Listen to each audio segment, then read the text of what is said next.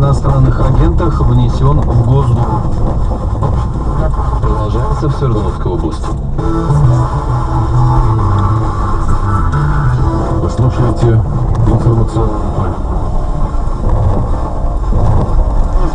Ай, блядь!